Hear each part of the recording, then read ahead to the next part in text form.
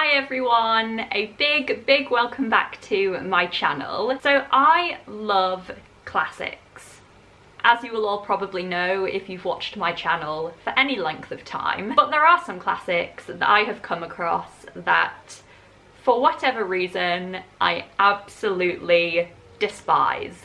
And today I thought we could chat about them. I think that examining why you dislike a book can be just as fruitful to your reading life as examining why you love a book. But as well as that, this video is just a bit of fun, really. I always love hearing about people's strong negative opinions on books, so hopefully you guys do too. Please don't be upset if any of the books I'm going to talk about today are your favourites. If they are your favourites, I'd love to know why. I would also love to hear about some classic books that you really don't like.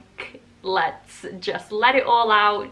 Let's rant down below in the comments about classics that we really don't like. Here are mine. So the first one is Heart of Darkness by Joseph Conrad. We just have to start with this one because this is a short novel set in the late 1800s that tells the story of a man named Marlowe who works for an ivory trading company and journeys up the Congo River. So aside from the issues of racism in this book and just how uncomfortable the whole thing is, which is a topic in and of itself, this book is just dull as fuck. I went into this hoping for a short but poignant adventure novel, some nice character insight. No, hardly anything happens in this book. The whole journey did not engage me one bit. The climax that this book works up to is so disappointing. This book is also comprised of long stretches of speech, as the whole thing is presented mainly through Marlowe telling his own story, and boy, did these sections drag. This book is so dry, so unilluminating, lacking in plot, lacking in characterization, lacking in any kind of insight or self-awareness. It's a big no from me. Next up, we have Wuthering Heights by Emily Bronte, one of the more controversial books on this list, I'd say. This is Emily Bronte's only novel. It is a Victorian classic set in the Yorkshire moors, detailing the love story of Heathcliff and Cathy. So let's just start by saying that I adore the Bronte sisters on the whole. Massive fan of Charlotte Bronte. Anne Bronte is my absolute personal favourite. She is a queen. But I just don't like this book. And honestly, I kind of struggle to see why people do like this book. The characters in here,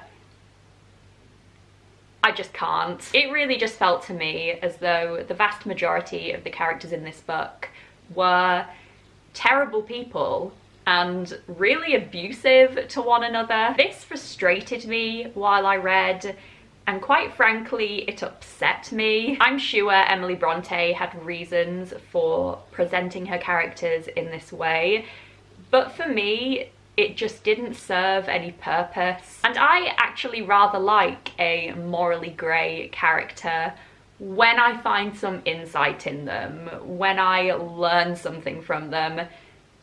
And I learned nothing here. I also don't really like the plot in here. I found it to be equally parts confusing and dull. Look, this isn't technically a bad novel. Emily Bronte can clearly write. There are things done in here that are good. I can see that the eerie and bleak Yorkshire moors reflect well the state of these unfortunate characters, but I just don't like it. Next up, we have A Portrait of the Artist as a Young Man by James Joyce. This is a modernist classic novel that tells the story of one man's life from his childhood and youth in Dublin up to his self-discovery through art. So to be fair, I don't necessarily hate this novel as much as I read it when I was a teenager and understood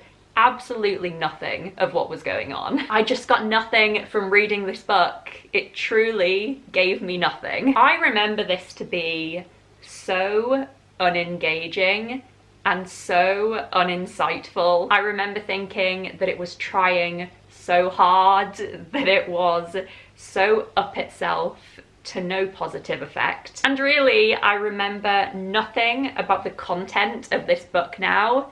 I just remember how truly difficult the reading experience was. Perhaps this is one that I need to reread at some point. Perhaps I would enjoy it more if I read it now.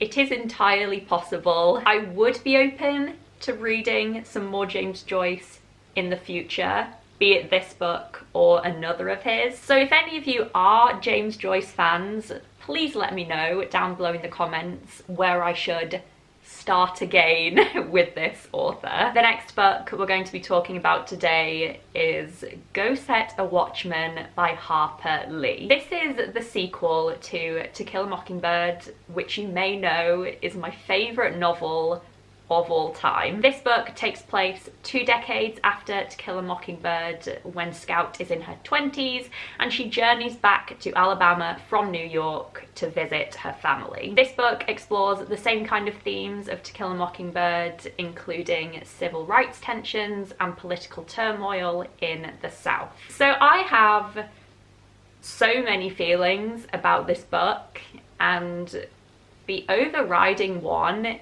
is sadness. This book came out a few years ago now. I'm sure most of you heard the discourse surrounding it at the time. This book was actually written before To Kill a Mockingbird. Harper Lee then pursued To Kill a Mockingbird as the stronger and better novel and the one that she wanted to publish. This one was then published posthumously after she had died.